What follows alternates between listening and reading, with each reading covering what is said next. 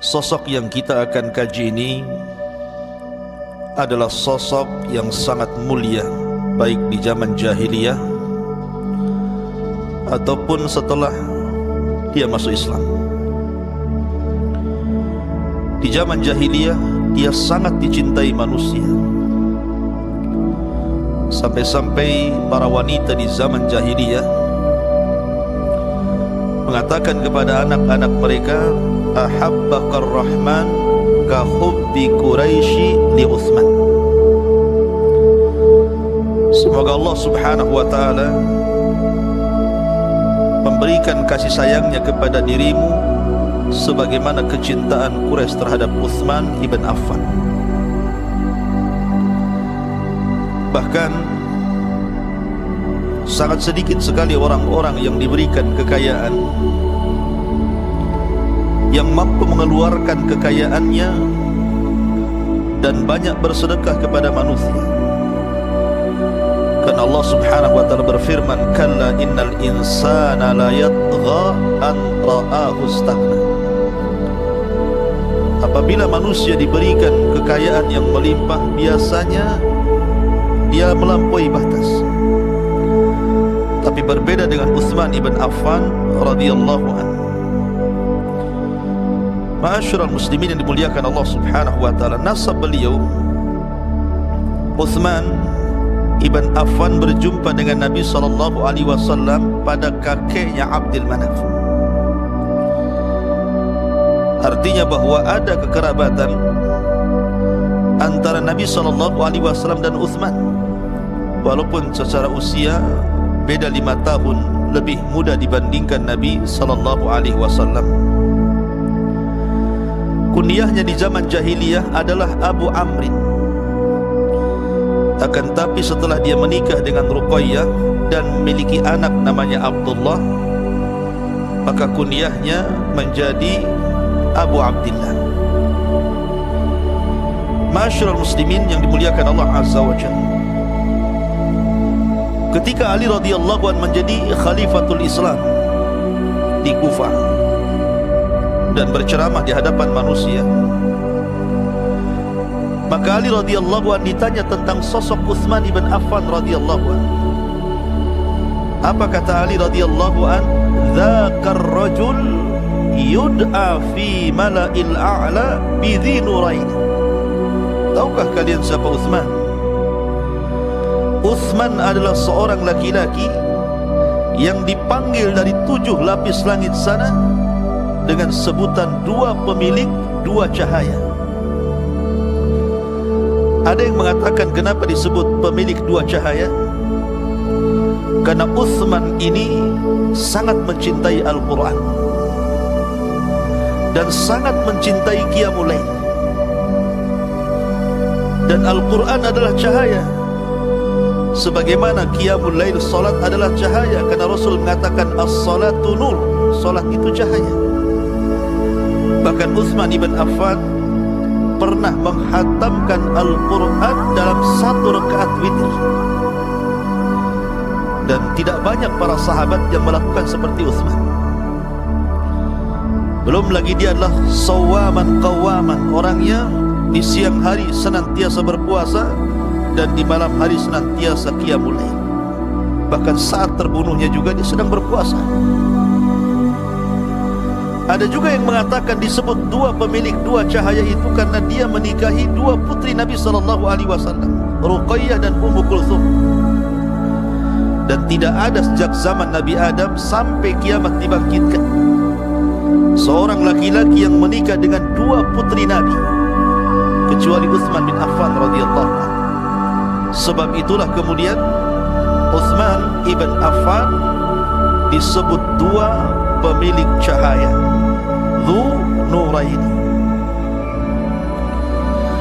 Utsman ibn Affan satu di antara 10 sahabat yang dijanjikan masuk surga.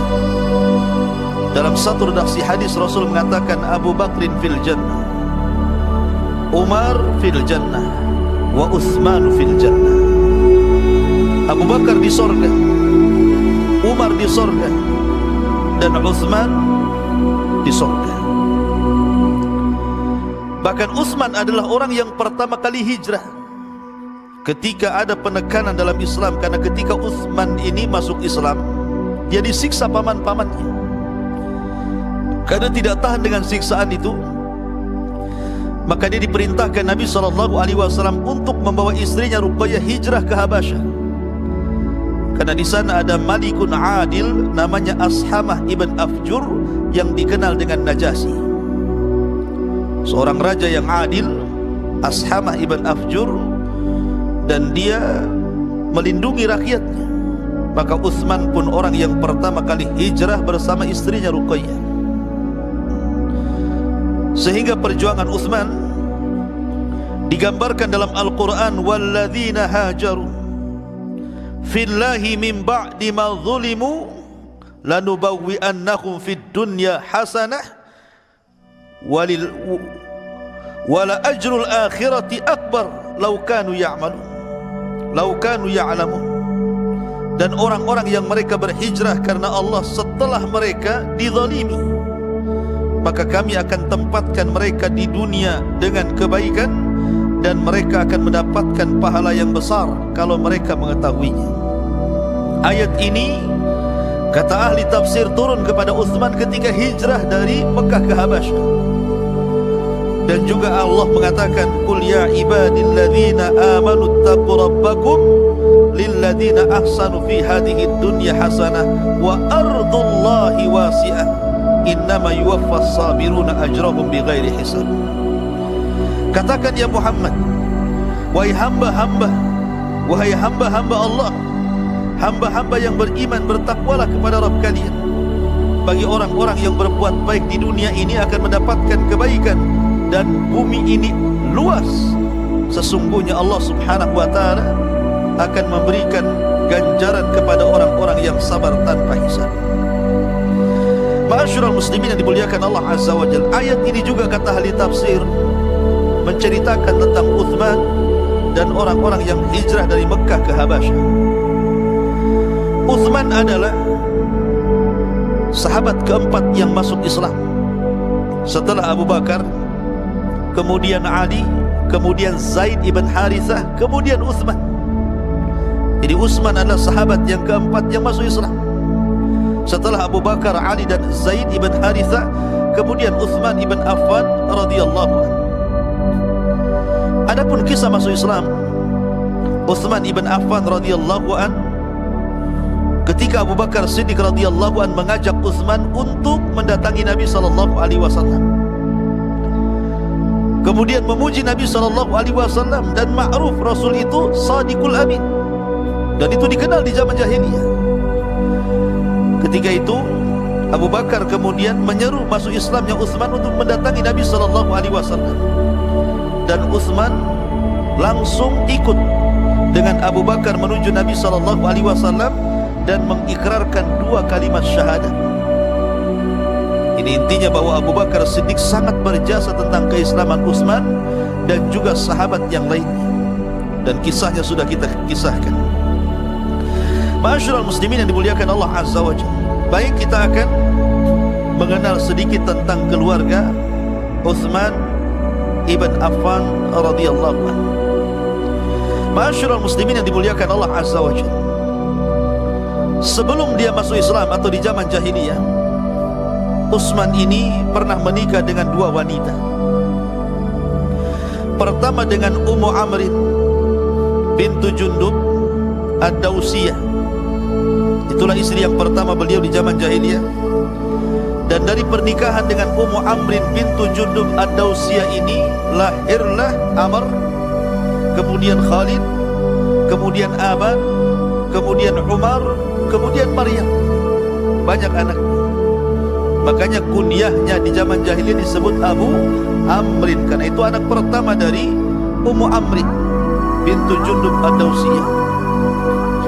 Kemudian dia menikah lagi dengan Fatimah bintul Walid Al-Mahzumiyah Al-Qurasyiyah. Dari Fatimah ini juga lahir putra-putra Utsman dan putri-putri Utsman, di antaranya Al-Walid, kemudian Sa'id, kemudian Ummu Sa'id, kemudian Amru Akbar. kemudian setelah masuk Islam, maka Utsman ibn Affan radhiyallahu an menikah dengan Ruqayyah, dan itu setelah tidak lagi beristri dengan Ummu Amrin dan Fatimah. Adapun ketika pernikahan Utsman dengan Ruqayyah ini ada kisah cukup panjang, karena kita tahu Ruqayyah ini sebelum menikah dengan Utsman menikah dengan salah satu putra daripada Abu Lahab, namanya Utbah ibn Abi Lahab. Dan juga Ummu Kulsum adiknya menikah dengan Utaibah ibn Abi Lahab. Jadi dua putri Nabi SAW menikah dengan dua putra Abu Lahab. Tetapi Allah takdirkan tidak digauli keduanya, karena ketika selesai akad menikah belum digauli, keduanya sudah safar ke Syam untuk berdagang, Utbah dan Utaibah ini. Sepulangnya dari safar dagang itulah, maka mereka tidak tahu bahwa Nabi SAW sudah diangkat menjadi Nabi dan Rasul, dan sudah ada permusuhan dengan Abu Lahab. Dan dialah manusia yang pertama kali memusuhi Nabi SAW. Maka untuk menyakiti hati Nabi SAW, ketika sampai saja Utbah dan Utaibah, kata Abu Lahab, ceraikan istri-istri kalian. Maka Utbah langsung menceraikan Ruqayyah, sebagaimana Utaibah juga menceraikan Ummu Kulsum. Maka Utsman ibn Affan yang dari dulu tertarik dengan Ruqayyah, senang dengan perceraian itu, dia datang kepada Nabi SAW kemudian meminang Ruqayyah. Subhanallah, tanpa disangka Nabi SAW kemudian menerima lamaran daripada Utsman, maka terjadilah pernikahan yang sangat besar. Bagaimana tidak besar? Yang dinikahi putri Nabi SAW. Dan itulah percontohan suami istri terbaik di zaman itu. Sampai-sampai para penyair mengatakan, ahsanu zawjaini ra'ahuman nasu Ruqayyah wa zawjuha Utsman. Sampai para penyair di zaman itu mengumandangkan syair, ahsanu zawjaini ra'ahuman nasu Ruqayyah wa zawjuha Utsman. Sesungguhnya suami istri terbaik yang dilihat manusia kala itu adalah Ruqayyah dan suaminya Utsman. Luar biasa, menjadi percontohan di zaman itu. Ma'asyiral muslimin yang dimuliakan Allah Azza wa Jalla, maka dari pernikahan Ruqayyah dengan Utsman ini lahirlah Abdullah. Tetapi sayang, di usia 7 tahun Abdullah ini main-main dengan seekor ayam, kemudian dipatuk wajahnya sehingga luka wajahnya. Dengan sebab itulah akhirnya sakit, dan dengan sakit itulah menuju kematiannya. Di usia 7 tahun Abdullah meninggal dunia. Dan itu cucu Nabi SAW yang ketiga. Setelah cucu Nabi SAW yang pertama namanya Ali, tapi juga meninggal di waktu remaja. Kemudian cucu Rasul yang kedua namanya Umamah bintu Zainab, dan sempat besar kemudian menikah dengan Ali bin Abi Thalib setelah meninggal Fatimah. Kemudian Ali meninggal dunia, dinikahi Mughirah ibn Naufal ibn Abi Thalib, sampai akhirnya Umamah pun meninggal. Nah, cucu Rasul yang ketiga adalah Abdullah, putra daripada Ruqayyah. Tapi tidak lama, karena ada tragedi pematukan ayam tadi, maka Abdullah pun meninggal dunia. Lah, Ruqayyah adalah istri Utsman ibn Affan radhiyallahu an, meninggal sewaktu Nabi SAW perang Badar. Bahkan itu pula yang menyebabkan Utsman tidak hadir di perang Badar. Ketika dia sudah siap-siap ingin ikut terlibat perang Badar, kata Nabi SAW, sebaiknya kau jangan terlibat dalam perang ini, tapi rawatlah istrimu Ruqayyah, karena dia sedang sakit parah, dan engkau memiliki saham dalam peperangan itu walaupun kau tidak hadir dalam perang Badar. Ini pula yang menjadikan celaan orang-orang Khawarij ketika Utsman menjadi khalifah, di mana Utsman dicela karena tidak ikut perang Badar. Mereka tidak paham bahwa tidak ikut terlibatnya perang Badar itu karena Rasul yang memerintahkan untuk menjaga putrinya Ruqayyah yang ketika itu sedang sakit parah, dan pulang dari Badar kemudian meninggal dunia. Ma'asyiral muslimin yang dimuliakan Allah Azza wa Jalla. Kemudian istri yang keempat, Ummu Kulsum. Setelah meninggal Ruqayyah, maka Utsman pun bersedih dengan dua perkara. Pertama, ditinggal meninggal orang yang dicintainya, Ruqayyah bintu Rasulillah. Yang kedua, sudah tidak jadi lagi menantu Nabi SAW. Dua kesedihan yang tergabung sehingga Utsman selalu menyendiri dan menangis. Maka Nabi SAW kemudian menghibur Utsman dengan menawarkan Ummu Kulthum. Maka menikahlah Utsman dengan Ummu Kulthum. Ma'asyiral muslimin yang dimuliakan Allah Azza wa Jalla. Tetapi dari pernikahan ini tidak dikaruniai anak sampai Ummu Kulthum meninggal dunia. Maka setelah Ummu Kulthum meninggal dunia, maka Utsman menikah dengan perempuan yang kelima, namanya Fakhitatu bintu Ghazwan. Fakhitatu bintu Ghazwan Ibn Jabir Al-Maziniyah. Setelah meninggalnya Ummu Kulthum sekali lagi dan memiliki anak, kemudian diberi nama Abdullah Ibn Utsman Al-Asghar. Tapi sayang, dia pun meninggal di waktu kecil. Kemudian meninggal Fatihah ini, Utsman kemudian menikah lagi dengan wanita yang keenam, Ummul Banin bintu Uyainah. Ummul Banin bintu Uyainah. Dan dari pernikahannya lahirlah Abdul Malik Ibn Utsman. Tapi sayang, meninggal juga di waktu kecil. Kemudian setelah itu menikah lagi dengan wanita yang ketujuh, namanya Ramlah bintu Syaibah Ibn Rabi'ah. Dari pernikahan dengan Ramlah bintu Syaibah ini lahirlah Aisyah, kemudian Ummu Aban, kemudian Ummu Amrin bintu Utsman. Kemudian wanita yang terakhir yang dinikahi Utsman adalah Nailatu bintu Al-Farafisah bintu Ahwas. Maka dari pernikahan dengan Nailah juga lahirlah putrinya namanya Maryam. Maryam bintu Utsman radhiyallahu anhu. Adapun Utsman ibn Affan radhiyallahu anhu juga memiliki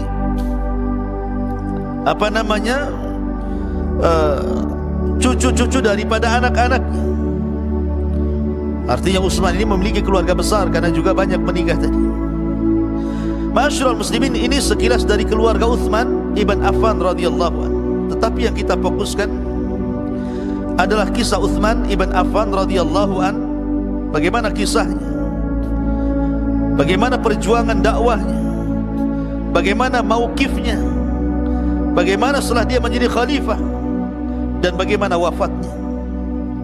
Ma'asyiral muslimin yang dimuliakan Allah Azza wa Jalla, Utsman ini dianggap di dalam akidah ahli sunnah wal jamaah banyak mauqif-mauqif yang kemudian menjadikan sebuah teladan.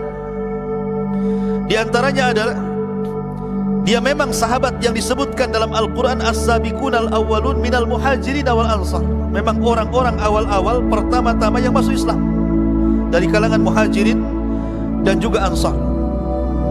Kemudian juga dengan menikahnya Utsman dengan Ruqayyah dan Ummu Kulthum menjadi cerita tersendiri.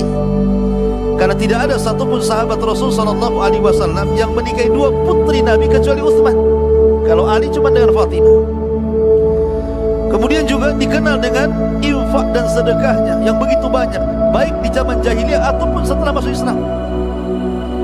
Dan dicintai oleh orang-orang jahiliyah baik sebelum Islam ataupun setelah masuk Islam. Makanya kalau kita teringat dengan kisah perjanjian Hudaybiyah, bai'ah yang pertama, bai'atul Ridwan, ketika Nabi SAW hendak umrah tetapi kemudian dihalang-halangi. Kemudian ketika itu hendak mengutus Umar, tapi Umar mengatakan, ya Rasulullah, kalau aku kau utus akan jadi masalah, tapi utuslah Utsman karena dia dicintai Quraisy. Maka Utsman yang diutus. Rupanya dihabarkan bahwa Utsman dibunuh, padahal tidak dibunuh, tapi habar sampai Utsman dibunuh. Kemudian Nabi SAW membaiat seluruh para sahabat untuk menebus darah Utsman. Terjadilah baiat yang pertama.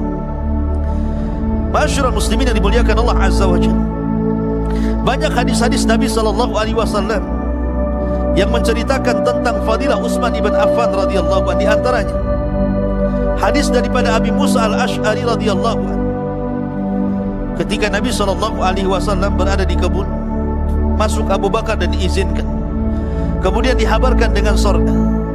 Kemudian masuk Umar dan diizinkan, kemudian dihabar gembirakan dengan sorga. Kemudian masuk Utsman Maka Nabi SAW kemudian mengatakan, abshir bil jannah ala balwa yusibu. Berikan kabar gembira kepada Utsman bahwa dia akan masuk surga, tapi dengan balwa yusibu, dengan sebuah musibah yang akan diderita Utsman. Ya, karena kematian Utsman ini tragis. Bayangkan dia dikepung oleh 5.000 pasukan rumahnya, tentara Sabaiyah membawa senjata lengkap, sementara tentara di Madinah sedang haji. Utsman dikepung selama 40 hari 40 malam, tidak bisa keluar ke Masjid Nabawi, padahal dia yang meluaskannya. Sampai akhirnya terbunuh dengan sangat sadis. Nanti dikisahkan bagaimana kematiannya. Kemudian juga hadis Anas bin Malik radhiyallahu anhu, ketika Nabi SAW kemudian bersama Abu Bakar, Umar dan Utsman berada di Bukit Uhud, di Gunung Uhud, tiba-tiba Gunung Uhud bergegar semacam lini. Maka Rasul mengatakan, uskun ya Uhud, diam wahai Uhud, sesungguhnya di atas dirimu ada nabiyun wa siddiqun wa syahidan. Di atasmu ada seorang nabi, seorang siddiq, dan 2 orang yang mati syahid.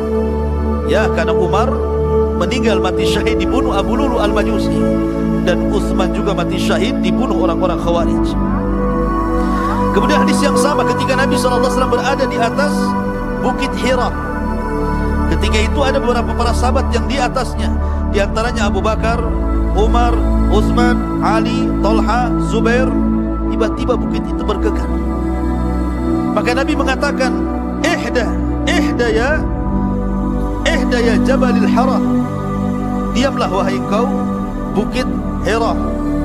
Fama alaika illa nabiyyun wa siddiqun wa syahid. Karena di atasmu ada seorang nabi, ada seorang siddiq, dan orang-orang yang akan mati syahid. Ya, betul, karena Utsman mati syahid, Umar mati syahid, Ali mati syahid, Talha mati syahid, Zubair juga mati syahid. Apa yang dikatakan Nabi SAW menjadi sebuah kenyataan. Kemudian juga ketika Nabi SAW dikisahkan sedang duduk, betisnya tersingkap. Abu Bakar masuk, betis itu tidak ditutupnya oleh Rasulullah. Umar masuk, betis itu tidak ditutupnya oleh Rasulullah. Ketika Utsman masuk, tiba-tiba betis Rasul ditutupnya. Aisyah bertanya, ketika Abu Bakar dan Umar masuk, betismu dibiarkan tersingkap. Ketika Utsman masuk, betismu ditutup. Ada apa wahai Rasulullah?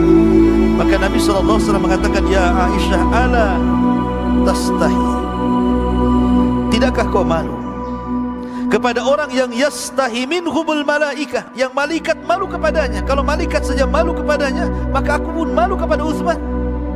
Lihat bagaimana Nabi SAW memuliakan Utsman ibn Affan melebihi Abu Bakar dan Umar. Makanya wajar ketika meninggal Ummu Kulthum, kemudian Utsman bersedih, Nabi mengatakan, ya Utsman, kalau aku memiliki 10 anak putri, maka aku akan nikahkan satu persatu denganmu.